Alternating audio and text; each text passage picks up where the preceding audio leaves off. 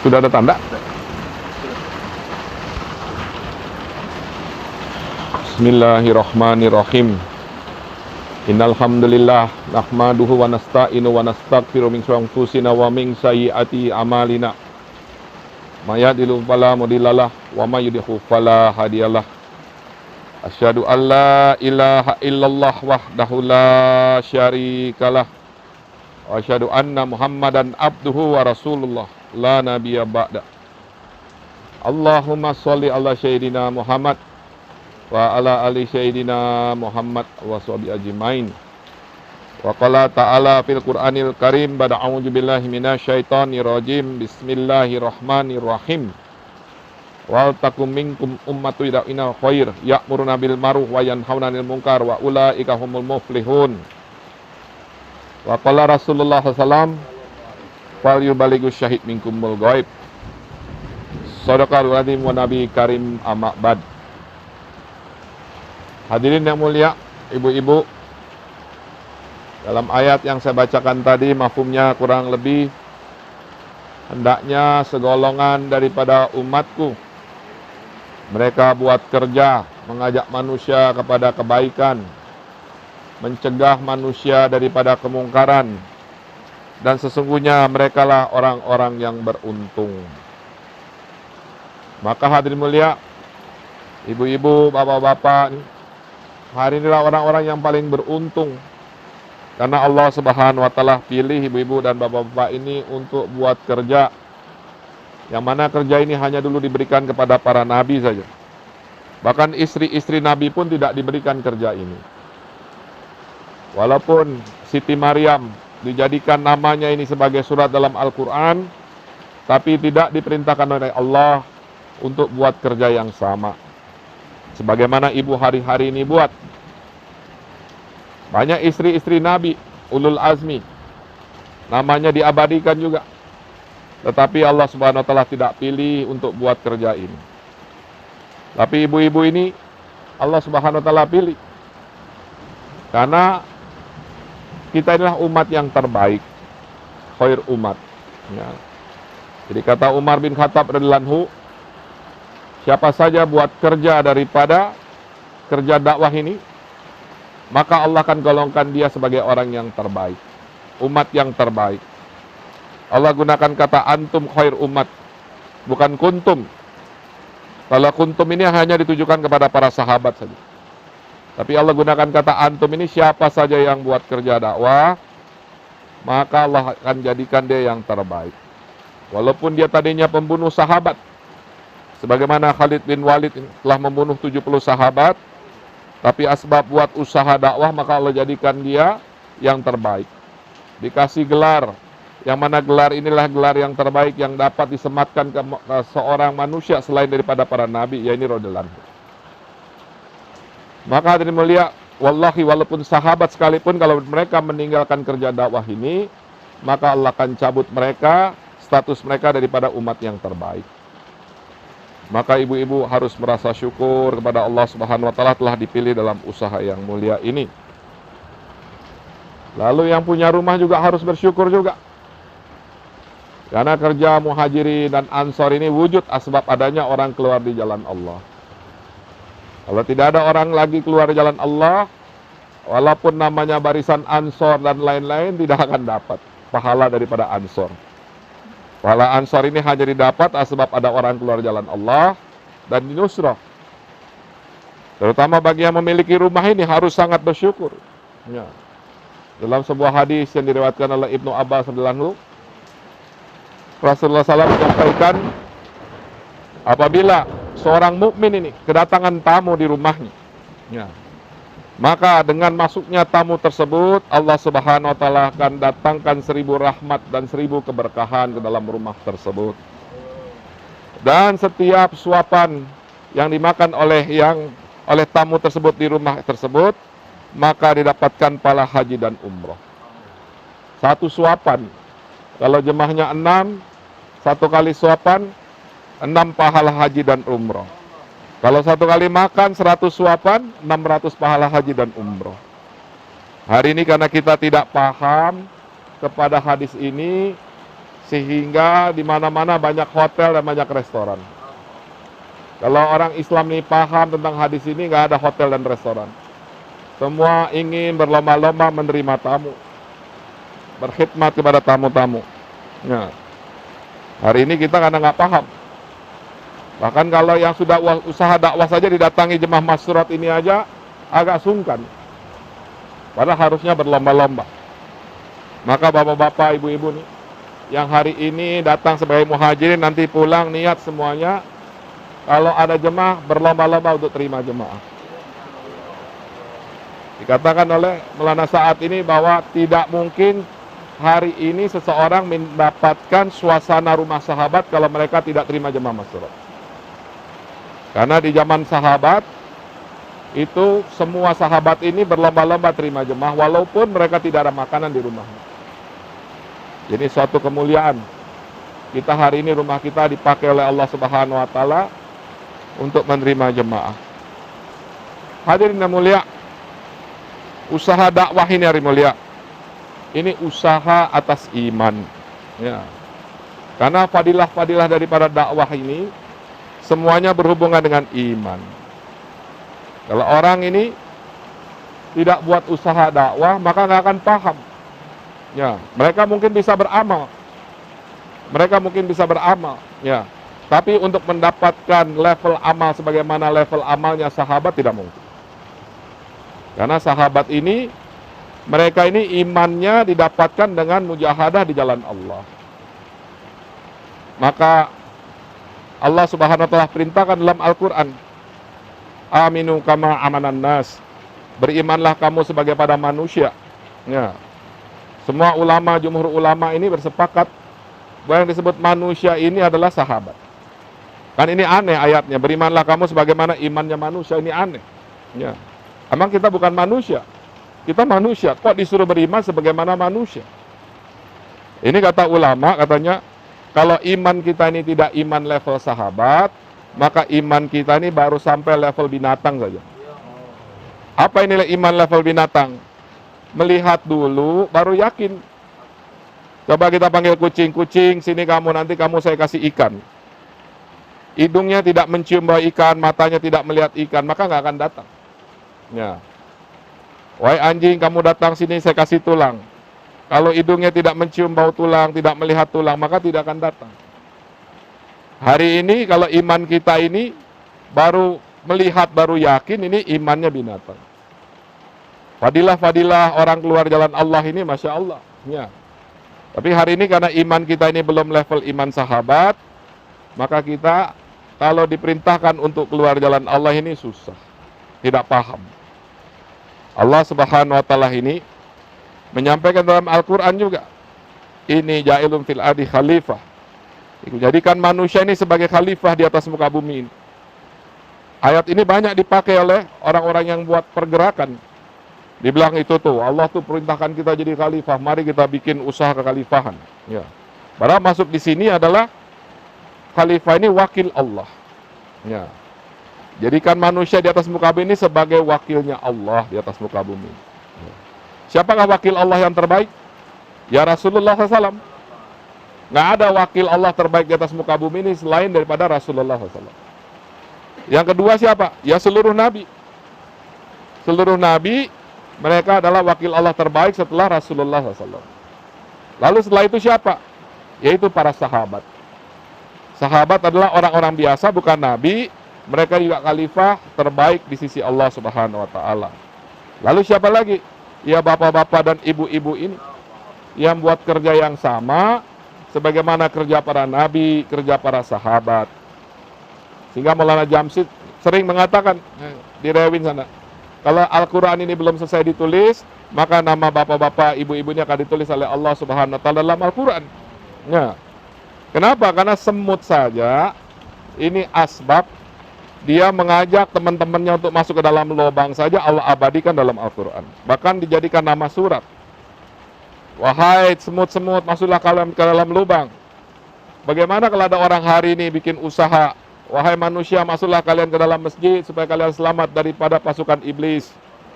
Pasti Allah lebih senang lagi. Hari ini hujan ya, begitu lebat di sini. Berapa banyak semut mati ini? Ya, asbab kebanjiran masuk ke dalam lubangnya. Nggak ada ditulis dalam koran, dalam media sosial. Hari ini di daerah Bintaro ada hujan besar, 1000 semut mati. Nggak ada. Ya. Tapi asbab semut masuk ke dalam lubang Allah abadikan dalam Quran. Sampai yaumil kiamat orang baca. Ini asbab senangnya Allah Subhanahu wa taala. Ada orang fikir, ada semut fikir mengenai semut lain. Anjing, ya, binatang najis. Tapi gara-gara ikut-ikut dengan orang-orang yang buat usaha menyelamatkan iman mereka sendiri, maka begitu senangnya Allah menghadap kemana saja di dalam gua itu Allah tulis. Padahal apa pentingnya? Anjing menghadap kemana tuh apa pentingnya? Buat kita baca nih. Ya. Mau madhab utara kayak madhab ke luar gua kayak kemana, nggak penting. Tapi Allah mau menunjukkan kesenangan Allah kepada usaha si anjing ini yang ikut orang-orang mau menyelamatkan imannya. Bagaimana hari ini kita ikut-ikutan dengan orang-orang yang mau menyelamatkan iman seluruh manusia di atas muka bumi ini. Pasti Allah Subhanahu wa taala lebih senang lagi. Ya. Jadi hadirin yang mulia, ini usaha bukan usaha main-main ini. Ya. Ini usaha adalah usaha nubuah. Usaha yang paling tinggi, yang paling mulia yang Allah Subhanahu wa taala bisa berikan kepada seorang manusia. Namun hari ini kita karena tidak memahaminya, kita merasa bahwa kita dilibatkan dalam usaha dakwah ini biasa-biasa saja. Kalau ada waktu saya buat usaha dakwah, kalau tidak ada waktu ya saya sibuk dengan kesibukan dunia saya. Kurang sungguh-sungguh kita dalam usaha dakwah ini hadirin mulia. Sehingga hasilnya yang kita dapati tidak sama sebagaimana hasil yang didapatkan oleh para nabi, didapatkan oleh para sahabat. Sahabat ini adalah orang-orang yang hina tadinya. Mereka hanya satu kampung saja di balik pegunungan Uhud. Mereka tidak pandai silat, tidak ada yang S1, tidak ada yang S2. Tapi asbab bikin usaha yang mulia ini, Allah menjadikan mereka raja-raja di atas muka bumi. Umar bin Khattab sering berkata, kami dulu pengembala kambing-kambing. Kami tapi asbab usaha dakwah ini, usaha agama ini, kami sekarang menjadi pengembala raja-raja. Bayangkan raja-raja di seluruh dunia ini. Ya, ini membayar jaziah kepada Umar bin Khattab, kepada orang-orang Islam. Ya. Asbab apa? Asbab orang Islam ini menegakkan kalimat Allah, li kalimatullah. Maka kalau kita buat usaha yang sama, Allah akan muliakan kita. Hari ini hadirin mulia, ini lagi nggak zaman orang jadi dai. Ya. Kalau orang lagi nggak zaman duren, tiba-tiba ada duren, harganya mahal. Lagi nggak zaman anggur, ada anggur, harganya mahal. Hari ini lagi nggak zaman orang jadi dai. Dai-nya bukan sembarang dai. Ya. Ini dai yang ikut sahabat, dai yang ikut para nabi. Ya. Nggak dibayar, ya. Diomel-omelin nggak dibayar. Ya. Keluar tinggalkan istrinya, keluarganya, rumahnya, ya. Ini masya Allah, maka harganya mahal sekali, ya. Sehingga kata Rasulullah SAW nanti, ya, di akhir zaman itu, ya, itu saudara-saudara saya itu, ya. Kalau kalian nih mengurangi 10% saja daripada amalan yang aku buat, ini kata ulama nih, maksudnya ini bukan amalan daripada ibadah, bukan. Misalnya sholat 5 waktu, sahabat sholatnya tuh kurang 1 rakaat, bukan begitu, bukan. Ya, karena kalau ibadah tuh harus sama persis. Puasa misalnya sahabat Rasulullah puasa 30 hari, lalu sahabat puasanya 27 hari gitu. Enggak, bukan itu maksudnya. Ya. Maksudnya ini pengorbanannya, dakwahnya ini kurang daripada ketika di zaman Rasulullah. Ya. 10% saja pertolongan Allah sudah tidak datang lagi. Ya, 10% saja. Tapi nanti di akhir zaman ini kalau mereka buat 10% saja, maka pertolongan Allah sudah bersama dia. Maksudnya bukan kalau sholat puasa 30 hari kita hanya puasa 3 hari, bukan. Maksudnya nih kalau sahabat ini dulu keluar sepanjang tahun, kita keluar 40 hari ya cukup ini. Nah, sahabat sebulan keluar sepanjang bulan, kita keluar 3 hari ya cukup ini mendatangkan pertolongan Allah dalam kehidupan kita. Ya. Maka hadirin mulia, ini usaha harus kita pegang betul-betul ini. Ya.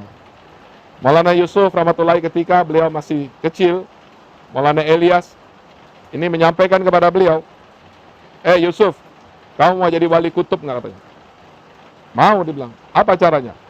Kamu hidupkan sunnah di tengah-tengah orang yang meninggalkan sunnah. Kamu hidupkan sunnah di tengah-tengah orang yang meninggalkan sunnah. Maka kamu akan jadi wali kutub. Hari ini sunnah apa yang paling banyak ditinggalkan oleh umat? Kalau sholat berjamaah di masjid rasanya masih banyak orang mengamalkan.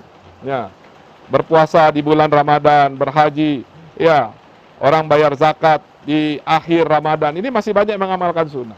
Pakai gamis masih banyak yang mengamalkan sunnah. Piara jenggot masih banyak yang miara sunnah. Tapi yang banyak ditinggalkan umat hari ini adalah meninggalkan usaha dakwah. Inilah sunnah daripada Rasulullah SAW yang paling tinggi. Kenapa ini sunnah paling tinggi? Karena asbab sunnah ini, maka sunnah ini akan menghidupkan seluruh fardu dan seluruh sunnah yang di atas muka bumi. Sehingga Maulana Samim pernah bayan, itu ada hadis Rasulullah mengatakan, ya, kalau seseorang ini menghidupkan satu sunnah, ya, di zaman yang fasad ini baginya pahala 100 mati syahid. Bagaimana kira-kira kalau seseorang ini berniat dengan usaha dakwah ini menghidupkan seluruh fardu, bukan satu sunnah, menghidupkan seluruh fardu dan seluruh sunnah. Kira-kira bagaimana pahalanya? Malaikat ini bisa menghitung butir air yang jatuh nih hari ini di sini. Persis tidak lewat satu butir pun tidak lewat. Ya. Tapi pahala ibu-ibu ini sulit dihitung. Kenapa? Bagaimana mau menghitung semangka dalam satu biji semangka? Nggak bisa. Berapa banyak satu semangka yang ada dalam satu biji semangka? Nggak bisa dihitung. Satu semangka, berapa bijinya? Ditanam, berapa nanti jadi semangka? Ditanam lagi, berapa lagi? Begitulah. Ini pahala yang luar biasa, Ibu yang mulia. Ya, maka kita wajib bersyukur karena hari ini umat tidak paham, mereka merasa sudah buat usaha dakwah. Apa itu usaha dakwah? Usaha dakwah ini bukan hanya sekedar menyampaikan, bukan. Ya, hari ini usaha dakwah dibuat, tidak mengikuti sunnah baginda Rasulullah SAW. Sehingga kehilangan keberkahan daripada usaha dakwah itu. Mulai saat Damat Barakatum mengatakan, kalau kita hari ini buat usaha dakwah, tidak mengikuti cara Rasulullah SAW, maka tidak menghilangkan kefasatan, tidak menghilangkan kefasikan di tengah-tengah umat. Malah umat makin jauh daripada sunnah, malah umat semakin jauh daripada amal agama. Sama hadirin mulia, ya, sholat tidak ikut sunnahnya baginda Rasulullah SAW, maka nggak ada nilainya, bukan ibadah namanya. Sholat subuh 4 rakaat, walaupun keren gitu. Wah, sholat subuh nih 4 rakaat keren, lagi seger nih, ya, sekalian senam pagi. Ya nggak dapat pahala. Ya. Sekarang ada apa nih? Ada wacana gimana kalau kita nih naik haji di metaverse misalnya. Oh, itu nanti kita bikin pakai gadget, kita bisa tawaf seolah-olah di Mekah sana. Nggak ada nilainya, nggak ada nilainya. Karena nggak ikut sunnah. Padahal secara hakikat bisa dibikin itu secara teknologi. Ka'bahnya seolah-olah benar, real. Wah, itu apa namanya resolusinya misalnya 1 juta piksel misalnya. Sama persis kalau seperti Ka'bah ini di depan kita. Mirip. Ya. Bahkan bisa cium-cium Hajar Aswad 1000 kali kalau kita mau nih. Ya. Karena ya khayalan. Ya, bisa dibikin seperti itu. Tapi wallahi nggak akan dapat pahala. Hari ini kita merasa sudah buat usaha dakwah, tidak ikut sunnah Rasulullah SAW, wallahi nggak akan dapat keberkahan yang sama. Tidak akan mendapat natijah yang sama. Nggak akan mungkin. Ya. Kalau saja, ya, orang bisa buat usaha dakwah dengan cara-cara yang sekarang, pasti diberikan kepada para nabi. Nabi diturunkan, dikasih satu perusahaan Indosat, Telkomsel, ya, dikasih wideband, bisa dakwah, kasih satelit. Wah, udah di rumah aja Nabi di Gua Hiro, dakwah di depan kamera. Satu dunia ini bisa lihat, mudah, gampang, simple. Ya, bisa saja kalau Allah mau. Apa sulitnya bagi Allah menciptakan satelit, menciptakan handphone, menciptakan macam-macam, ya YouTube, nggak ada sulitnya bagi Allah. Apanya? Mana lebih susah? Menciptakan satu beras sama satu satelit. Mana lebih susah? Nah, untuk menciptakan satu beras tuh harus diciptakan bumi dulu. Harus diciptakan matahari dulu. Harus diciptakan ada pergerakan awan, ada air hujan. Ya, itu rumit, Pak. Nggak mungkin itu. Pakai teknologi apa juga nggak bakal bisa itu bikin satu biji beras. Bikin satu semut coba, bikin. Susahnya seperti apa? Wah, nggak bisa. Bagi Allah mudah untuk ngasih Nabi ini teknologi satelit lah apa. Tapi seluruh Nabi disuruh mujahadah. Seluruh Nabi suruh mujahadah. Ya. Lalu hari ini kita mau sok-sokan, nggak mujahadah, merasa sudah dakwah. Akhirnya apa? Ya. Akhirnya kita sendiri tergelincir daripada agama. Karena nggak ikut cara Nabi. Ya. Itu ada yang ngomong, iya kan itu Rasulullah juga mengirim surat ke Kisra. Iya, tapi Rasulullah itu mengirim sahabat membawa surat itu ke Kisra. Ada mujahadahnya. Jadi nggak bisa kita bilang kita mau dakwah lewat handphone aja. Kan sama aja. Dulu kan cuman beda media saja. Dulu pakai surat, sekarang elektronik. Nggak sama, karena nggak ada mujahadah. Jadi kalau misalnya Kisra merobek surat Rasulullah, kata Rasulullah sesungguhnya Kisra itu tidak merobek surat saya, tapi merobek kerajaannya. Nggak bisa kalau kita kirim surat ke Jokowi gitu, lalu didilit oleh Jokowi, sesungguhnya Jokowi telah mendilit kerajaannya. Nggak bisa. Karena nggak sama. Ya. Di balik surat itu sampai ke Kisra ada mujahadah. Ya. Jadi hadirin mulia, ya. Kalau seseorang ini niat keluar jalan Allah, tidak niat untuk bertambah imannya, maka dia tidak akan merasakan kelezatan keluar jalan Allah. Hari ini kita ini keluar jalan Allah tapi tidak niat untuk menambah iman. Hari ini kita dakwah tidak meniat untuk menambah iman kita. Kita niatnya untuk memperbaiki orang lain. Ini yang terjadi hari ini. Ya. Dengarkan saya. Nah, kalau kamu tidak dengarkan saya, kamu masuk neraka. Ya. Seolah-olah kita ini sudah jadi ahli surga, penjaga pintu surga, yang bisa menentukan orang masuk surga atau masuk neraka. Nggak bisa. Ya. Malah hadirin mulia, kalau kita dakwah ini ingin perbaiki orang lain, ini natijahnya akan sampai kepada derajat iblis laknatullah alaih. Ana khairum minhu. Ya. Kita hari ini lihat di mana-mana berapa ribu mimbar, ratusan ribu, jutaan mimbar. Orang mengajak orang kepada agama, mengajak orang kepada Allah. Ya.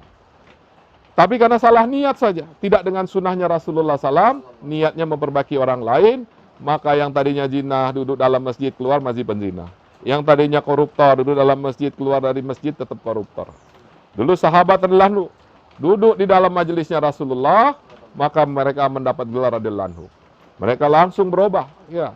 Tadinya pembunuh, langsung jadi orang yang membela Nabi, melawan pembunuh yang ingin membunuh Nabi. Ya, ini sahabat, ya. Dengan asbab mereka buat usaha yang mulia, mujahadah. Ali radhiyallahu anhu cukup mengatakan, ya, kunu mislana, jadilah seperti kami. Maka satu Yaman masuk Islam. Nggak susah-susah, bayan nggak pakai jam-jaman, ya. Kunu mislana, satu Yaman masuk Islam. Hari ini kita ngomong YouTube channel miliaran, jutaan. Nah, berapa program di YouTube tuh? Berapa program lagi di TV? Belum ada satu negeri masuk Islam, nggak ada. Satu kampung aja masuk Islam, nggak ada. Ya. Kenapa? Karena tidak menggunakan cara Rasulullah SAW. Jadi hadirin mulia, kalau dagang itu, ya, natijahnya itu, sunatullahnya itu, untuk mendapatkan untung ya harus dagang. Ya, jadi sunatullahnya untung itu ya kita harus dagang. Ya. Sunatullahnya dapat gaji ya kerja. Sunatullahnya panen, kita harus bertani. Sunatullahnya mau dapat hidayah, ya harus mujahadah. Nggak ada cara lain. Kalau ada cara lain, pasti diberikan kepada Rasulullah. Rasulullah adalah manusia yang paling dicintai oleh Allah Subhanahu wa Ta'ala. Nggak ada yang lebih dicintai oleh Allah selain daripada Rasulullah. Seluruh alam semesta ini diciptakan karena adanya nurnya Muhammad. Begitu dicintai. Dan Rasulullah SAW yang begitu cintai oleh Allah Subhanahu wa Ta'ala dikorbankan untuk agama. Siapa kita nggak mau korban untuk agama, lalu mau dicintai oleh Allah? Siapa kita? Nah, Allah Subhanahu wa Ta'ala ini memberikan surat cinta kepada kita. Bayangkan siapa kita, siapa Allah. Ya. Kalau suami kita zaman dulu nih, ya. Wahai masku, kalau kamu sayang sama aku, tolong belikan aku martabak. Itu, waduh. Mungkin bukan martabak yang dibeli, satu gerobaknya dibeli. Ya. Bayangin nih, ajib nih, ya. Pacar gue nih bilang kalau gue cinta sama dia, gue harus beli martabak nih. Sudah, mana tukang martabak? Gue beli sama gerobak-gerobaknya. Ini Allah Subhanahu wa Ta'ala. Siapa Allah? Allah katakan, kul in kuntum tuhibbunallah fattabi'uni yuhibbukumullah wa yaghfir lakum dzunubakum wallahu ghafurur rahim. Manusia. Hei kamu nih, ya. Siapa nih kamu nih? Kamu rendah banget ini. Ya. Saya ini begitu mulia nih. Sekarang saya mau bikin surat cinta sama kamu. Kalau kamu sayang sama aku, kata Allah.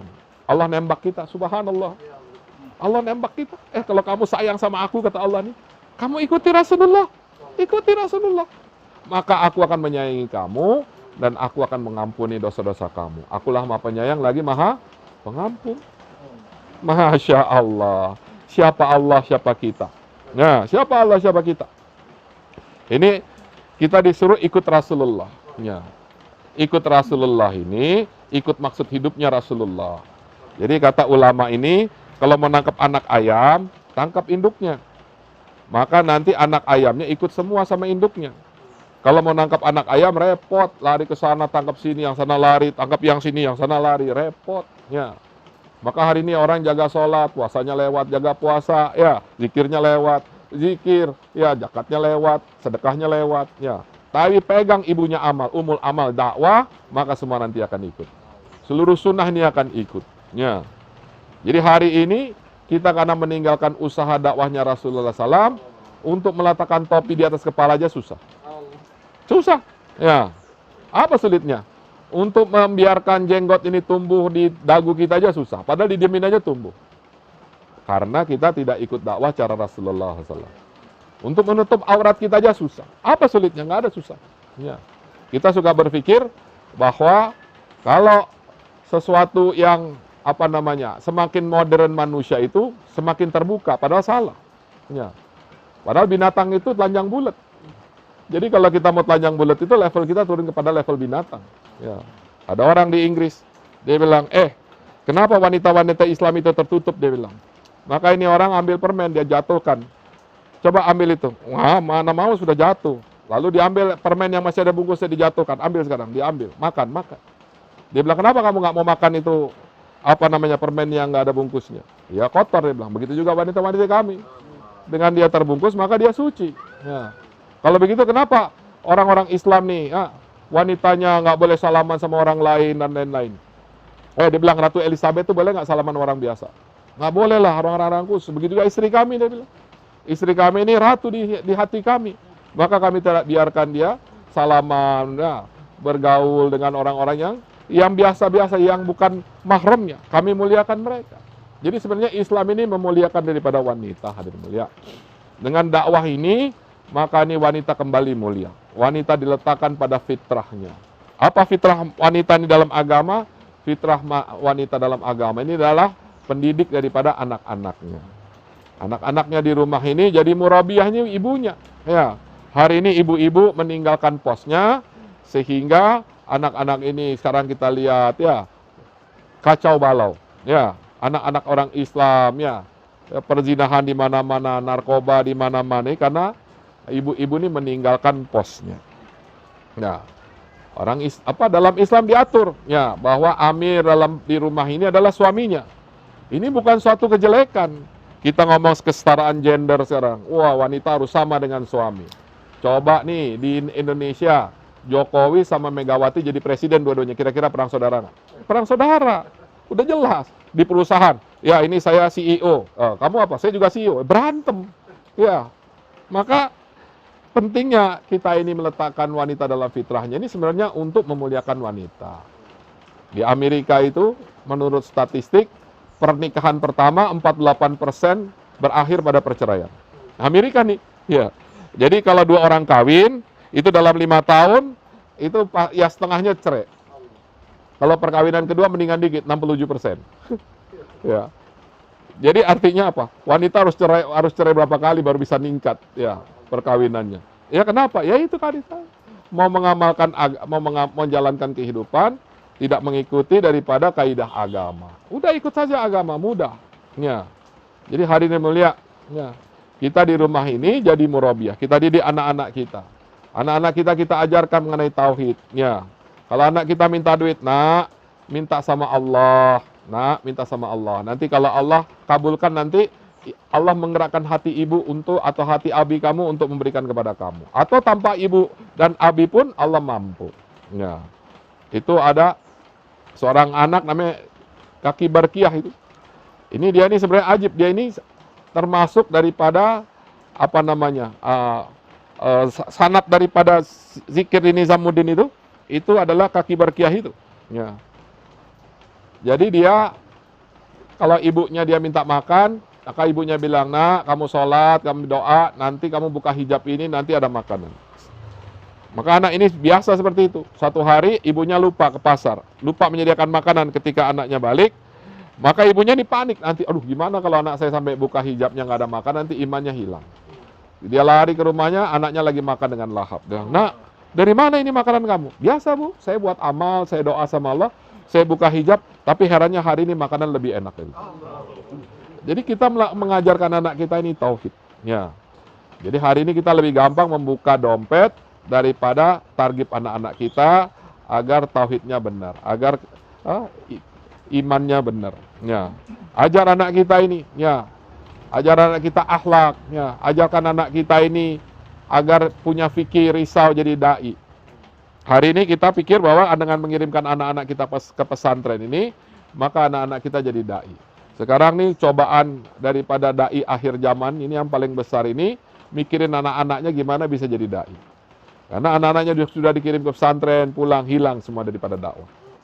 Kita masukkan anak kita ke pesantren ini, maksudnya adalah untuk menunaikan takasa daripada Maulana Ilyas rahmatullah alaih. Setiap jemaah yang berangkat di jalan Allah, ada satu hafiz, ada satu alim. Itu maksudnya, ya. Karena kalau kita ini hanya sekedar jadi hafiz saja alim, itu hadirin mulia, itu fardu kifayah, ya. Jadi sudah ditunaikan, ya. Sudah ditunaikan, sudah banyak hafiz, sudah banyak, nggak perlu lagi, ya. Tapi hadirin mulia, kalau anak kita tidak mau, jangan dipaksa, ya. Kalau anak kita nggak mau, jangan dipaksa, ya. Biarin anak kita jadi insinyur, anak kita mau jadi pilot, anak kita mau jadi apa aja boleh. Yang penting jadi dai, gitu. Ya, Profesor Mas'ud dari Punam, rahmatullah alaih, beliau katakan di dunia ada 3.500 jenis profesi. Kami ingin dalam setiap profesi ini ada dai-nya.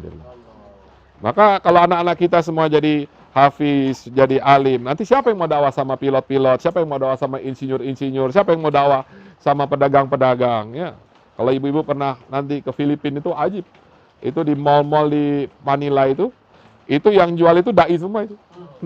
Jadi kalau jaulah itu kita jaulah ke mall itu. Ya, itu yang buka-buka kayak Tanah Abang itu orang-orang Islam semua. Ya kalau nggak ada dai siapa yang mau dakwah sama mereka? Ya. Ketika itu siapa namanya tuh? Sakti, ya, pemain band tuh, ya. Dia dapat hidayah, dia ngomong sama Kiai Halim rahmatullah alaih. Dia bilang, "Pak Kiai semua berhenti main band," katanya. "Jangan," katanya, kamu main band terus," katanya. Ya, main band terus.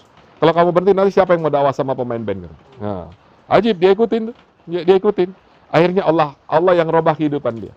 Ya. Allah yang robah kehidupan dia. Akhirnya malah ya, dia dikasih usaha yang lain dan sampai sekarang masih jadi dai. Ya. Banyak yang ngejos, ya. Begitu ikut dakwah berhenti, kerja berhenti macam-macam, ya. Akhirnya malah susah terpental daripada dakwah. Jadi kata Maulana saat itu yang namanya mujahadah itu bukan orang yang meninggalkan keduniaannya, bukan. Yang namanya mujahadah itu adalah orang yang sedang asik-asik buat usaha dunia, tiba-tiba ada takasa, dia tinggalkan dunianya, dia melangkahkan kakinya menuju takasa agama. Itu yang mujahadah. Kalau pengangguran misalnya di masjid ada takasa agama mudah. Tapi coba ada CEO, oh ini karyawannya ada banyak, oh perdagangannya MM-an. Ayo kamu keluar sekarang sudah nisab di 4 bulan. Itu waduh luar biasa sulitnya. Itulah mujahadah. Ya. Maka kata Maulana saat itu kami tidak perintahkan kamu itu untuk tinggalkan keduniaan kamu. Jadikan usaha keduniaan kamu ini sebagai asbab hidayah. Orang lihat usaha kamu, Masya Allah, orang itu dagangnya baik, luar biasa, ikut sunnah, tidak mengambil riba, baik kepada karyawannya, Masya Allah, maju, ya. Maka orang akan ingin jadi seperti kita. Jadi hari mulia Rasulullah SAW tuh ketika buat usaha dakwah itu, beliau bikin bagaimana ini usaha duplikasi. Sehingga kata beliau, kalau ada Nabi setelah aku maka Umar lah orangnya. Ini Nabi hebat, bagaimana usaha dakwah Nabi ini sampai Umar ditinggikan derajatnya sampai kalau ada Nabi setelah aku nih, Umar nih orangnya nih. Tapi tidak ada Nabi setelah aku. Nah kita bikin diri kita ini, ya. Jadi usaha dakwah ini usaha ittiba. Ya. Sehingga orang-orang lihat dai, Masya Allah, gue pengen jadi dai nih. Wih keren, wih istri dai keren tuh, Masya Allah, mantap. Anak-anak dai itu mantap, keren. Jangan sampai anak-anak dai ini jadi, janganlah itu anaknya keleleran tuh, kacau tuh. Udahlah nggak usah lah ikut-ikut 4 bulan apa 4 bulan. Itu anak-anaknya keleleran tuh, itu bininya kacau tuh, bisnisnya kacau. Jangan, ya. Kita buat usaha biasa-biasa aja. Ya. Jadi nanti kalau kita makomnya sudah sampai, maka Allah nanti akan menghentikan kita daripada usaha keduniaan kita. Bahkan kalau kata Pak Cecep itu, jadi maksud kita ini selalu ada taraki dalam dakwah. Ya. Kamu pertama-tama 3 hari, 20 hari kerja dunia. Nanti lama-lama kamu 10 hari, 20 hari, kamu kerja 8 hari, sisanya, 10 hari, nanti 20 harinya kamu kerja dunia. Nanti lama-lama kamu full kerja dakwah, nggak lagi usaha dunia. Kamu awal-awal 40 hari, 11 bulan kamu usaha dunia. Nanti lama-lama kamu usaha dunianya 40 hari, 11 bulan kamu dakwah. Itu maksudnya begitu. Ya. Nanti Allah yang selesaikan. Ya, kita banyak melihat orang-orang yang Masya Allah, ya. Itu melana saat itu, damat barakatuh dini samudin, itu menjamu ribu-ribuan orang setiap hari, suprahnya tidak pernah kosong daripada makanan. Nggak pernah kita datangi di Samudin, mana melesat, oh itu lagi di pasar, itu lagi dagang, nggak pernah. Ya. Tapi hari-hari, ya, suprahnya tidak pernah kosong daripada makanan. Itu maksudnya, akan datang keberkahan dengan usaha dakwah ini. Maka begitu juga hari mulia, ya. Anak-anak kita ini kita didik, ya, supaya mereka jadi dai-dai semua. Ya. Dai yang alim, dai yang hafiz, dai yang insinyur, dai yang pilot, dai yang petani, dai yang pedagang, silahkan. Ya. Tapi jangan sampai mereka tidak jadi dai. Ya. Karena sahabat juga begitu. Sahabat yang alim ini sedikit. Mu'az bin Jabal, ya, Abdullah bin Rawaha, Abdullah bin Mas'ud. Yang lain-lainnya ini katanya Khalid bin Walid saja hanya hafal 3 kul saja. Ya. Tapi dai. Ya. Maka kita ini penting nih, ya, hidupkan agama ibu-ibu ini caranya dengan menghidupkan taklim di rumah ibu-ibu sekalian. Ya. Tentukan waktunya, kapan, ya. Karena dengan menghidupkan taklim ini kita membuka pintu agama, ya. Bayangkan dengan kita menghidupkan taklim ini, hadis-hadis yang kita baca ini sama persis seperti yang disampaikan Rasulullah kepada para sahabat. Maka dengan menghidupkan taklim di rumah kita ini, kita seolah-olah mengundang Rasulullah setiap hari untuk menasihati kita dan anak-anak istri kita. Begitu juga, ya, ayat-ayat yang kita baca dalam taklim ini sama persis yang disampaikan Jibril alaihissalam kepada Rasulullah SAW. Dengan kita membaca ayat-ayat yang sama ini seperti mengundang Jibril alaihissalam setiap hari ke rumah kita. Lalu ada ulama yang warok, ya, itu yang menulis kitab itu nggak minta bayaran, nggak minta apa. Itu kitab yang paling laku di seluruh dunia itu Fadilah Amal. Sama Muntakhabir nggak ada kitab yang lebih laku daripada itu. Itu the best of bestseller itu. Ya, di seluruh dunia ada berapa juta itu dai itu. Ya, semua di rumahnya punya Fadilah Amal. Ya. Berapa banyak? Belum anak-anaknya, satu rumah ada yang punya 3, di masjidnya ada lagi. Paling banyak, paling laku. Nggak ada yang dapat royalti, nggak ada. Ya. Itu ulama warok benar gitu. Datang setiap hari ke rumah kita, nasihati kita, istri kita. Pasti akan ada perubahan. Ya. Maka kalau kita hidupkan taklim setiap hari ini, maka ini akan nanti jadi asbab kebaikan bagi anak istri kita nih. Akan ada fikir agama, akan ada niat untuk mengamalkan agama. Seperti itu hadirin mulia. Ya. Dan dalam taklim kita ini yang penting ini bukan berapa hadis yang kita baca, tetapi kita menunaikan taklim itu dengan adab-adab sempurna. Sehingga kata Masya itu yang penting dalam taklim itu, yang mendengarkan beradab seperti sahabat, yang membaca beradab seperti Rasulullah SAW. Maka akan bertambah amalnya. Jadi natijah daripada majelis-majelis taklim itu amal dan iman. Natijahnya. Ya. Bukan ilmu. Ilmu itu sarana kita untuk beramal dan bernambah iman kita. Jadi orang yang duduk dalam majelis taklim tidak bertambah amal dan imannya, yang bertambah takaburnya. Ini bahaya. Ya, banyak orang hari ini duduk dalam majelis-majelis taklim ini hanya ingin menambah ilmunya supaya kelihatannya paling keren. Aku tahu, kamu nggak tahu, aku tahu. Ya, akhirnya apa? Ya, akhirnya bertambah nih takaburnya. Ya, bertambah sombongnya, bertambah jauh. Ya. Ini maka Allah akan berikan dia kefahaman mengenai apa? Yufaqihuddin. Dia kasih kefahaman mengenai agama. Orang yang paham agama itu adalah orang yang mengorbankan dunianya untuk dapat agama. Ini orang yang paham agama dia. Kalian walaupun hafal kitab 1000 kitab, hafal hadis 1000 ribuan hadis, mengorbankan agama untuk dapat dunia, ini orang nggak paham agama katanya. Nah, maka kita nih duduk dalam majelis taklim, maksudnya ini natijahnya adalah iman dan amal. Tak setiap hari tambah amal kita, setiap hari tambah amal kita. Dulu nggak bisa, ya, sholat 5 waktu berjamaah, jadi sholat 5 waktu berjamaah. Dulu nggak bisa tahajud, sekarang bisa tahajud. Dulu nggak bisa sholat awabin, sekarang bisa sholat awabin, begitu. Ya. Itu ibu-ibu yang mulia. Ya. Lalu apa lagi? Ya. Ibu-ibu yang mulia, di rumah-rumah ibu-ibu yang mulia ini, kita jadikan ini apa namanya? Hidupkan sunnahnya baginda Rasulullah SAW. Ya. Apa yang sunnah? Yang sunnah ini yang sederhana katanya. Jadi segala yang sederhana itu sunnah. Ya. Kalau kita pikir tuh Rasulullah itu susah, makanya makannya sedikit gitu. Nggak pernah Rasulullah itu kenyang 2 kali berturut-turut itu ketika zaman dulu. Ya. Tapi ketika Rasulullah SAW ini di akhir-akhir usaha dakwahnya, di akhir-akhir masa dakwah beliau, itu ketika beliau berhaji wada itu, dia mengorbankan 100 unta. Coba cari presiden Indonesia yang pernah ketika Idul Adha bawa 100 sapi, nggak ada. Nggak ada, paling 2, 3 aja. Ya. Rasulullah korbankan 100 sapi. Ya. Sahabat-sahabat ini kaya, tapi mereka hidupnya suhud, sederhana. Abdurrahman bin Auf itu orang yang paling kaya. Ya. Dia bilang, kalau kamu mau cari Abdurrahman bin Auf, cari yang paling jelek bajunya itu di Abdurrahman bin Auf. Katanya. Umar bin Khattab ketika menjadi Amirul Mukminin, dia maafkan saya. Ketika dia menjadi khatib Jumat terlambat. Saya bajunya cuma 1, saya cuci tadi belum kering katanya. Ini Umar bin Khattab. Ya. Jadi kita ini ingin bukannya nanti baju cuma jadi 1, bukan begitu, bukan. Ya, tapi kita mulai sederhanakan keperluan kita. Ya, makan tadinya 5 lauk jadi 2 lauk gitu. Tadi bajunya warna-warni, sekarang bajunya boleh tetap banyak tapi hitam semua misalnya. Nanti ngapain nih baju banyak-banyak hitam semua sama aja kayak seragam. Nah, udahlah 3 aja, lama-lama kan berubah sendiri. Ya. Hari ini kita nih bajunya banyak, kan ada yang warna kuning, putih, pink, orange, jadi banyak. Nanti kalau baju pink, sepatunya hitam jelek dong, sepatunya juga pink juga deh. Ya, aduh kordennya mah nggak sama, dia beli korden juga deh yang pink juga deh. Wah itu wallpapernya belum ya, jadi repot, usahanya repot. Ya. Jadi kita mulai menghidupkan kesederhanaan ya.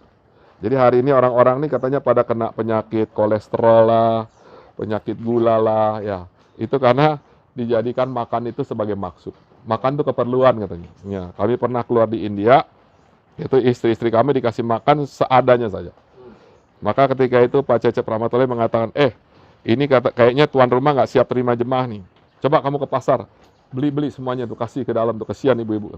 Ketika saya beli, sampaikan dalam, yang punya rumah marah. Dia, saya bukannya nggak mampu berkhidmat sama kamu, saya lagi mau mengajarkan kamu ini untuk menghidupkan kesederhanaan dalam keperluan kamu makan dan minum. Dia bilang gitu.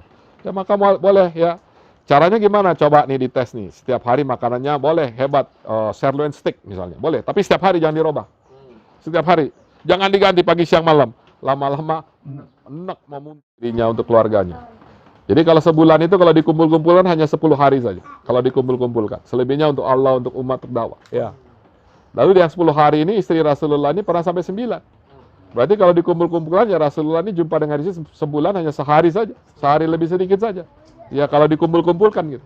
Ya. Mungkin ada yang 3 jam, 4 jam sudah balik masjid gitu kan. Besok datang lagi 3 jam, 2 jam balik ke masjid. Seperti itu. Ya. Jadi juga bukan ukuran juga. Ya. Ukurannya adalah apa hari ini mulia? Menjadi suami yang terbaik. Tidak ada satu suami pun di atas muka bumi ini yang bisa memberikan surga sebaik Rasulullah memberikan surga kepada istri-istrinya nanti. Jadi ukuran laki-laki yang baik, suami yang baik itu adalah ukuran akhirat. Ya, kalau suami ibu ngasih rumah yang besar, uang belanjanya besar, tapi kira-kira nanti di akhirat masuk neraka, itu bukan suami yang baik. Atau surganya kecil, itu bukan suami yang baik. Ya. Maka ibu-ibu yang mulia dorong ya suami-suami kita ini untuk keluar jalan Allah ya. Takasa-takasa begitu banyak di hadapan kita hari ini ya. Alhamdulillah nih dari seluruh Indonesia, dari seluruh dunia nih sekarang nih ya. Saya melihat ini Indonesia ini Masya Allah luar biasa. Kita ngirimkan jemaah ke luar negeri ini setiap hari. Di Kebonjeruk setiap hari jemaah berangkat ke luar negeri itu. Ini Masya Allah. Coba kita ke Malaysia coba ya. Untuk sholat aja susah. Itu sekarang jemaah mau keluar 3 hari di Malaysia. Itu 1 hari aja. Jadi nggak ada keluar 3 hari lagi di Malaysia keluar masuk atau nggak ada. Pagi-pagi datang ke rumah tujuan, bikin amal, malam pulang. Itu keluar masuk 3 hari sekarang seperti itu. Ya. Di mana negara-negara keluarnya di rumah. Di Singapura kalau mau sholat Jumat aja harus isi aplikasi, bikin reservasi. Kalau udah penuh nggak bisa sholat Jumat di masjid. Di Indonesia Masya Allah ya. Kita mau sholat, mau ngapain, mau keluar 4 bulan, mau di rumahnya Pak Aulia sebulan juga kalau dikasih bisa, nggak ada masalah. Ya, ini kita wajib syukuri. Ya, maka kalau kita bersyukur ditambah lagi nanti. Ya, maka dorong ini. Ya, ibu-ibu nih suaminya yang sudah pernah IB ini segera berangkat ke negeri jauh. Yang sudah 40 hari segera berangkat IB. Dulu kita ini dikasih kesempatan IB mudah, India Bangladesh nih mudah. Ya, modal 4 juta, 5 juta sudah dapat tiket pulang pergi. Sekarang 20 juta nggak cukup. Ya, untuk urus visanya saja sudah susah setengah mati. Ya. Ini karena kita nggak bersyukur. Maka sekarang nih Jangan sampai kita nanti nih kita nggak sempat berangkat ke India, Bangladesh. Kenapa pentingnya berangkat ke India dan Bangladesh? Masih jumpa dengan orang-orang yang pernah jumpa dengan Maulana Ilyas. Ini penting. Ya, saya pernah jumpa itu. Ya, dengan orang yang pernah jumpa dengan Maulana Ilyas. Ya. Kalau orang pernah jumpa dengan Rasulullah, maka levelnya jadi sahabat. Orang yang jumpa dengan sahabat, jadi tabiin. Jadi kalau kita jumpa dengan orang yang pernah jumpa dengan Maulana Ilyas ini, ya makom kita naik-naik dikit lah lumayan. Ya. Kalau kita ini lama-lama, ya nanti habis, nggak ada lagi. Ya di Nizamuddin masih ada, ya satu orang tuh yang pernah jumpa dengan Maulana Ilyas, maka segera datang ke sana. Ya paling tidak jumpa dengan orang yang pernah jumpa dengan Maulana Yusuf atau Maulana Inal Muhasan ini masih dapat ya. Kalau yang jumpa Maulana Inal Muhasan masih banyak sekali. Ya maka penting kita berangkat ke sana, datang ke sana, belajar agama di sana. Ya jadi kata Masyayikh itu, ya begitu banyak mujahadah dibuat di Nizamuddin, sehingga orang yang menghirup hawa Nizamuddin aja dapat hidayah katanya. Ya, begitu banyak mujahadah. Ya. Bayangkan Maulana Ilyas tanahnya tuan tanah sampai habis, sampai anaknya Maulana Yusuf tuh mengeruk-ngeruk daripada tempat gandum, lalu di jarumnya itu dimakan karena kehabisan makanan. Ini gara-gara uangnya habis semua untuk agama. Maka begitu banyak mujahadah. Maka segera kita berangkat ke sana. Dan ibu-ibu sekalian juga yang sudah pernah 10 hari, ya, yang sudah pernah 40 hari, segera pikir bagaimana saya bisa berangkat ke India atau ke Bangladesh. Yang sudah pernah ke India, Bangladesh, segera pergi ke negeri jauh. Ya, kita penuhi dunia ini dengan jemaah-jemaah daripada Indonesia. Kemarin jemaah daripada Medan itu keluar di Kolombia, ratusan orang masuk Islam. Dia bilang kalau kami mau bisa ribuan orang masuk Islam, dia bilang. Kalau kami mau, dia bilang. Orang di sana haus dengan agama, dia bilang. Kami dakwah 5 menit, 10 menit, lah ucap syahadat orang. Jadi hari ini, dunia ini mereka tidak kenal Islam, Coca-Cola lebih terkenal daripada Allah, Toyota lebih terkenal daripada Allah ini karena orang Islam asik dengan perdagangannya di kampungnya, asik dengan rumahnya, asik dengan istrinya, asik dengan anaknya. Maka ibu-ibu yang mulia, kita perlu berangkat di jalan Allah, sampaikan agama ke seluruh dunia, dan kita akan jumpa dengan Rasulullah SAW.